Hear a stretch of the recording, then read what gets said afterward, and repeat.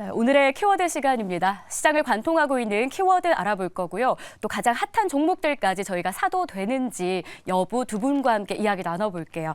오늘은요, 나도투자연구소의 이재규 본부장, 다울투자증권의 이성웅 차장 모셨습니다. 어서 오십시오. 안녕하세요. 안녕하십니까? 네, 반갑습니다. 현재도 시장은 여전히 강한 흐름을 보여주고 있어요. 오히려 상승폭을 조금씩 높여가고 있는 긍정적인 흐름인데요. 자, 이런 시장에서는 어떤 키워드가 시장의 주 재료가 되고 있을까요? 4개로 압축해봤는데 이것부터 좀 확인을 해볼게요.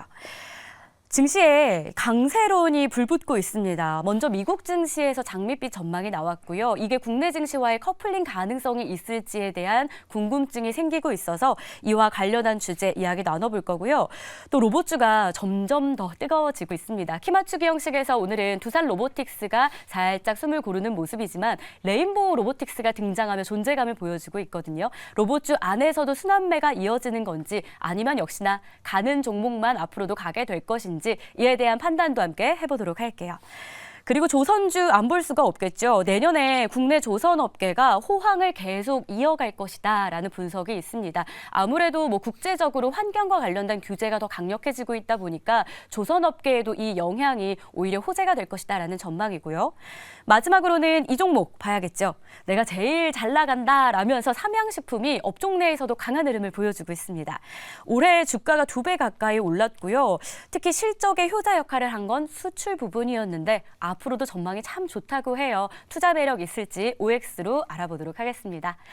자, 그럼 본격적으로 키워드를 통해서 힌트 얻어볼 텐데 첫 번째 키워드, 불붙는 증시 강세론에 대해서 알아보도록 할게요. 미국 증시에서 먼저 장밋빛 전망이 나왔는데 S&P 500 지수가 사상 최고치를 경신할 것이다. 12월에 그럴 가능성이 있다라고 이야기를 하더라고요. 국내 증시 전망은 좀 어떨까요? 먼저 이재규 본부장님의 의견부터 한 줄 평으로 알아보겠습니다. 강세라고 하기엔 점점점, 이 점점점의 의미가 더 궁금해지는데 아직은 좀 아쉬움이 있습니까? 그래도 좀 앞으로 상승 가능성은 있을 수 있잖아요. 그렇죠. 앞으로 상승 가능성은 있습니다. 네. 저는 이제 우리나라 시장이 많이 상승하길 원하고 있는데 일단 거래 대금이 굉장히 작고 시장에서 시가총액 상위 종목이라고 할 수 있는 종목군들이 이제 빠르게 움직이지 못하고 있기 때문에 빠르다라기보다는 변동성, 그러니까 직전 고점대를 강하게 뚫지 못하고 있는 상태이기 때문에 좀 제한적인 흐름이 나올 가능성이 높다라고 보고 있습니다. 제가 이렇게 말씀드리니까 이제 코스피와 코스닥도 조금씩 올라오고 있는데 이제 이런 상황이지만 우리가 어쨌든 지금 시장 같은 경우는 일순간적으로 이제 자금이 몰리는 쪽에서 변동성이 커지고 있습니다. 어제까지는 에코프로 머티와 그리고 두산 로보틱스 쪽에 자금이 많이 들어왔었고 오늘은 또 레인보우 로보틱스 쪽으로 자금이 들어왔는데 지금 전체적으로 이제 시장 자체를 이끌어갈 만한 자금과 업종 자체의 강세는 이어지지 않고 있다라고 판단을 하고 있습니다. 그렇기 때문에 저도 이제 우리 시장이 그러니까 여기에서 다시 한번 치고 올라가려면 반도체라든지 2차 전지 같은 우리나라 시가총액 상위주들이 좀 가야 된다라고 보고 있기 때문에 이 부분이 굉장히 중요하고요. 그리고 11월 달에 우리나라 시장에 대한 외국인들의 순매수가 이어지고 있었는데 네. 오늘은 또 그렇게 매수가 강하게 들어오지 않고 있습니다. 이런 모습이 이어진다라고 한다면 종목별 장세가 이어질 가능성이 전 높다라고 보는 거죠. 그래서 좀 아쉽지만 11월 달 이런 식으로 좀 마무리가 될 것 같고요.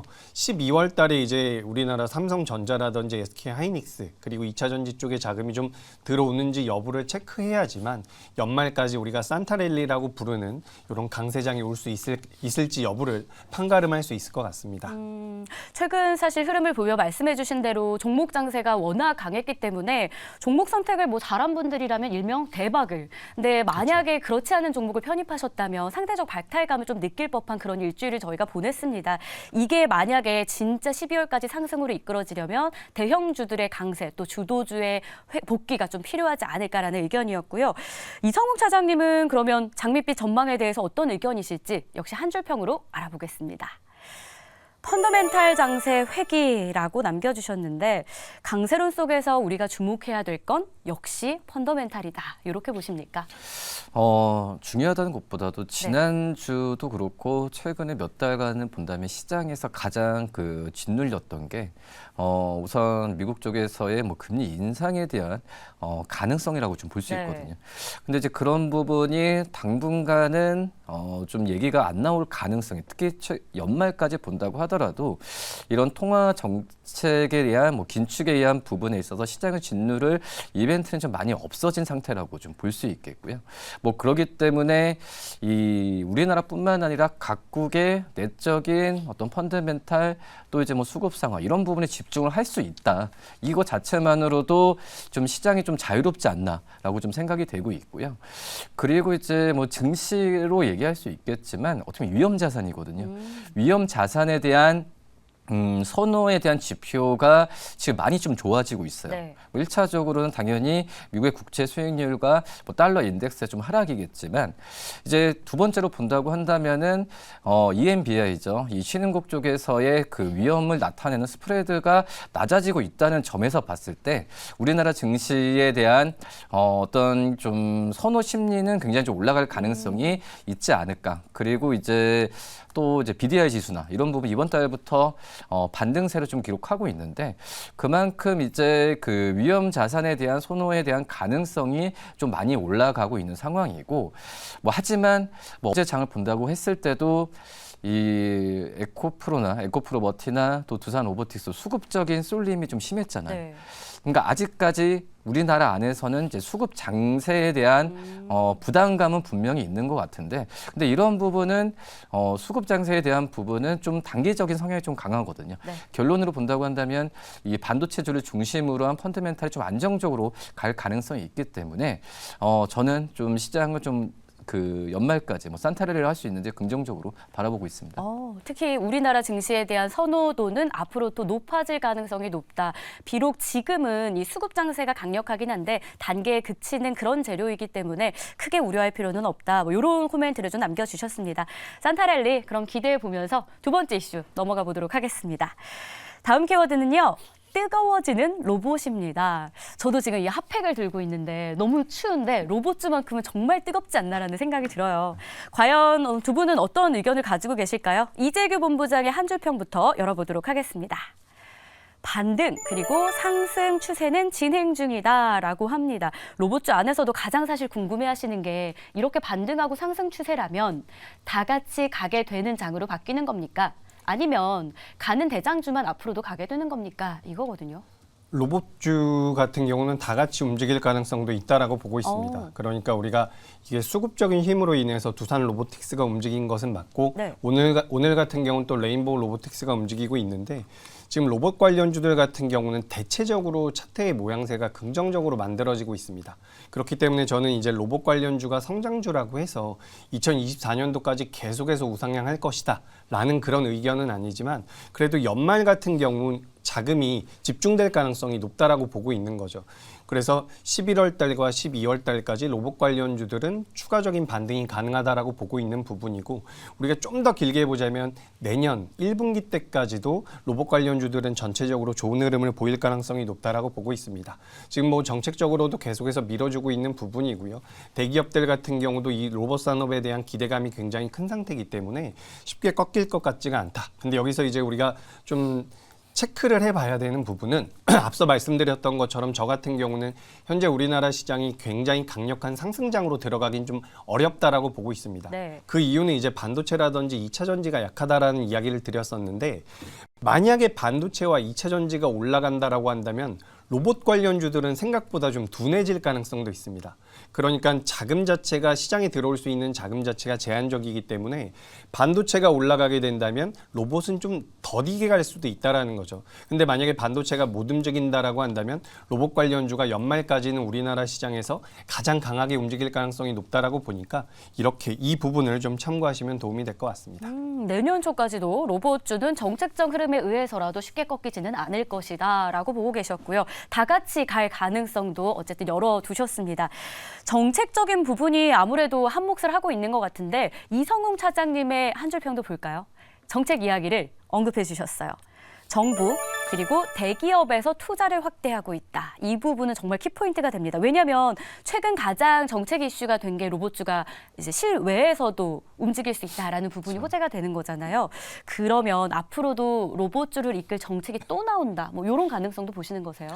그렇죠. 진흥형 로봇법에 대한 부분에 있어서는 어떤 지원적인 부분이고 실질적으로 이제 어떤 성장주잖아요. 앞서서 네. 이제 본문님께서 말씀하셨듯이 이 성장주라고 한다면은 실적이 지금 바로 잡히는 부분이 성장주는 아니에요. 네. 근데 이 성장주가 실적주로 바뀌려고 한다면 이 정부 쪽에서 로봇에 대한 수요를 늘릴 수 있는 법안이 또 1차적으로 필요하게 되고요. 그다음에 두 번째로 이 로봇에 대한 이 국산화에 대한 지원할 수 있는 이런 법안도 차례대로 나와줘야 이게 어떻게 보면 지금 현재 얘기가 되고 있는 로봇주들의 이 실적에 대한 부분이 크게 잡힐 가능성이 크다라고 좀 생각이 되고 있거든요. 그렇기 때문에 오늘의 로봇주의 상승은 지금 우선 전체적으로 본다고 한다면 미국의 어떻게 보면 금리에 대한 긴축 통화에 대한 완화되면서 성장주들이 전체적으로 좀 올라가는 과정에서 로봇주들이 정부 정책과 이 정부 정책이 좀 들어오고 있는 상황이기 때문에 가장 높게 지금 올라가고 있다고 판단되고 있거든요. 근데 이 로봇이라고 한다면은 이거는 정부도 그렇고 대기업도 할 수밖에 없는 상황이거든요. 뭐 크게 러프하게 좀 얘기하면은 뭐 인구 절벽도 있고 그리고 비용적인 측면으로 봤을 때도 이 로봇 산업에 대한 지원 부분을 할 수밖에 없는 네. 상황으로 가고 있기 때문에 가장 어떤 성장주 안에서도 좀 그 실생활에 와닿을 수 있는 그런 산업, 이 섹터가 바로 이제 로봇 섹터이지 않을까라고 좀 생각이 됩니다. 어쨌든 우리의 이 피부와 가장 밀접한 산업이다 보니까 성장할 수밖에 없고 그러다 보면 정책과 맞물려서 실적주로서의 가능성까지 좀 열어두고 계신 로봇주에 대한 두 분의 의견 들어봤습니다. 자, 그럼 이어서는 세 번째 키워드를 가지고 전략도 세워보겠습니다. 이번에는 산다, 안 산다. 좀 직관적으로 두 분의 의견을 물어볼게요. 조선주에 대한 이야기입니다. 슈퍼사이클, 저희가 이걸 기대해도 되는 건지 참 궁금한 게 연초에 랠리를 쭉 이어가다가 8월 그쯤이었던 것 같아요. 그때부터 좀 숨을 골았거든요. 그래도 그때 여전히 긍정적인 이야기들은 나오고 있었어요. 그래서 지금 이런 좋은 소식이 주가를 견인해 줄 수 있을지 궁금해하실 것 같은데 조선주 사도 괜찮을까요? 팻말 들어주세요. 네, 두 분 다 매수 괜찮다라는 의견입니다. 뭐가 좋은 거예요, 이재규 본부장님? 네, 일단 말씀하셨던 것처럼 지금 실적에 대한 기대감은 계속해서 있었습니다. 네. 근데 이 조선주가 피크아웃에 대한 우려감도 좀 있었거든요. 근데 지금 시간이 지나면 지날수록 피크아웃에 대한 우려감은 계속해서 수면 아래로 가라앉으면서 말씀하신 것처럼 슈퍼사이클에 도래했다라는 내용들이 다시 한번 나오고 있습니다. 저 같은 경우도 이제 조선주는 굉장히 긍정적으로 보고 있는데 그 부분은 뭐냐면 우리나라 조선업체들이 다른 나라들, 뭐 경쟁국가라고 할 수 있는 일본이나 중국보다 이 LNG선이라고 하죠. 고부가 가치선을 만드는 기술력이 굉장히 뛰어나고 2023년도 기준으로 이미 목표 수주량을 달성을 한 상태입니다. 그렇기 때문에 우리나라 조선주 입장에서는 크게 급할 게 없어요. 그래서 신조선가가 안 그래도 계속해서 우상향을 하고 있고 올라가고 있는 상황인데 여기서 우리나라 조선사들 같은 경우는 가격 경쟁력, 가격 협상력까지 갖추게 되고 있는 상황이라는 거죠. 그렇기 때문에 우리나라 조선주들 같은 경우는 내년까지도 주가 흐름 같은 경우는 내후년까지도 괜찮을 가능성이 높다라고 보는데 일단 내년에 실적이 찍히기 시작을 할 겁니다. 그래서 이런 부분들이 굉장히 긍정적일 것이라고 보고 있고요. 아까 전에 좀 살펴보니까 하나오션이 암모니아 관련되어 있어서 배를 한 척 수주했다라고 하는데 말씀드렸던 것처럼 우리나라 기업들, 우리나라 조선주들의 이 기술력, 가스, 암모니아라든지 LNG 같은 앞으로 친환경에 관련되어 있는 메리트를 가져갈 수 있는 선박을 만드는 기술력이 뛰어나기 때문에 다른 나라 기업들이 좀 휘청휘청하더라도 우리나라 기업들 같은 경우는 긍정적인 모습이 나올 수 있다라는 말씀을 드려보겠습니다. 네, 그리고 실적도 좋고. 예, 그죠. 그리고 최근에 이제 주가 흐름 같은 경우도 좀 반등이 나오고 있는데 어떻게 보면 반등의 초입이 아닐까라고 생각을 하니까 이 부분 역시 참고해 보시면 되겠습니다. 그러면 여름부터 좀 이렇게 하락했던 게 저희가 바닥을 다지고 반등한다 이런 시그널로 봐도 된다라는 어떤 의견이신 거죠? 네, 맞습니다. 알겠습니다. 기술력 하나 또한 믿어볼 만하다. 조선주였습니다. 그럼 이성웅 차장님 의견은 역시나 오였는데 어떤 관점에서 매수 괜찮은 겁니까? 우선 뭐 슈퍼사이클이라는 부분 부분이 단순 이제 수주는 아니에요. 근데 이제 우리나라 기업들의 이번에 수주에 대한 부분을 본다고 한다면 그전에는 이제 가격이 마진이 남지 않는 일반 상선 쪽에서의 수주가 많았다고 한다면 지금 이제 LNG 같은 이런 친환경과 같은 마진이 많이 남는 성가 쪽으로의 수주가 이어졌다는 부분이 이 부분이 이제 슈퍼사이클로 진입을 할 수 있다라는 부분이고요. 뭐 그러기 때문에 지금 우리나라 어떻게 보면 공급자 우위 시장이 지금 계속 지속되고 있는 상황에서 우리나라 조선 업체들의 이 현재 올해까지 해온 이 수주나 이 내용을 본다고 한다면은 제가 봤을 때는 지금 몇 년치의 이 일감도 지금 모아놓은 상태라고 좀 판단이 좀 되고 있거든요. 그러기 때문에 이 조선 업종에 대한 부분도 그 전에 일반 조선이 배를 팔고 돈을 받는다 개념이 아니라 이 친환경 성과 쪽으로의 관심이 더욱더 가는 시점에서 그 부분을 착실히 이행하고 있다. 이렇게 좀 판단을 좀 하시면 되지 않을까라고 좀 생각됩니다. 좋습니다. 이렇게 해서 조선주에 대해서는 매수 괜찮다. 두 분의 의견 챙겨봤고 마지막 종목만을 남겨두고 있어요. 과연 삼양식품에 대한 두 분의 의견은 어떨까요? 거두절미하고 OX부터 좀 알아보죠. 들어주세요. 엇갈렸습니다. 이재규 본부장님은 안 산다였는데 5거래 연속 상승하면서 신고가를 경신했고 동종업계에서 농심도 하락하고 CJ제일제당도 하락하는데 삼양만 오늘 또 강세를 보이고 있거든요. 괜찮지 않을까요? 왜 안 사세요? 그렇죠. 삼양식품 같은 경우는 이제 식음료 관련주 중에서 성장주로 분류될 만큼 해외에서의 성장성이 굉장히 뛰어나게 네. 부각이 되고 있는 상황입니다. 그래서 매출도 계속해서 늘어나고 있고요. 내년에도 좋을 것이라고 하는데 일단 주가가 단기적으로 너무 많이 올라왔다라고 저는 생각을 하고 있습니다. 그렇기 때문에 이제 투자의 관점으로 본다면 좀 기다렸다가 매수를 하셔도 되지 않을까라는 생각이 들어서 X의 의견을 드렸고요. 다만 이제 기업 자체의 성장성은 굉장히 좋다라고 보고 있습니다. 앞으로 계속해서 부각될 가능성이 있다라고 보니까 관심 있게 보시면 도움 되겠습니다. 기업 자체에 대한 X 의견이 아니라 단기적으로 많이 올라온 기술적인 의미에서 X였고요. 그러면은 이성웅 차장님 의견은 지금이라도 매수 괜찮다는 건데 좀 단기적으로 올라왔어도 괜찮을까요? 그 부분은 7, 8월 달에 삼양식품이 11만 원대였을 때도 네. 똑같은 질문 많았어요. 아, 네, 주가가 여기서 많이 오른 거 아니냐. 네. 라고도 좀 얘기를 했었지만은 이거 다시 한번 가서 지금 20만 원대로 올라왔거든요. 그러네요. 그만큼 이제 지금 삼양식품이 해외 쪽에서의 그런 실적에 대한 기대감은 계속해서 좀 유효하고 물론 이제 이거에 대한 이제 해외 쪽에서 추가적인 성장세 또 입점이나 이런 부분에 있어서 기대감이 좀 먼저 반영되는 그런 감도 있긴 하지만 글쎄 펀더멘탈 상으로 지금 올라가는 부분에 있어서 저는 이제 그런 말도 있잖아요. 신고가가 매수 신호다. 그런 부분을 좀 활용하면은 매수 관점은 접근해도 무리가 없지 않나라고 좀 생각이 됩니다. 오늘 또다시 오르며 신고가를 경신했지만 그게 매수 기회가 될 수 있다. 증시 안에서의 어떤 격언도 활용이 됐습니다. 두 분 의견 달랐지만 여러분 투자 성향에 맞게 또 선택해 보시길 바라겠습니다. 자, 이렇게 해서 키워드 저희가 알아봤는데 함께하는 시간은 마무리할게요. 오늘도 말씀 고맙습니다.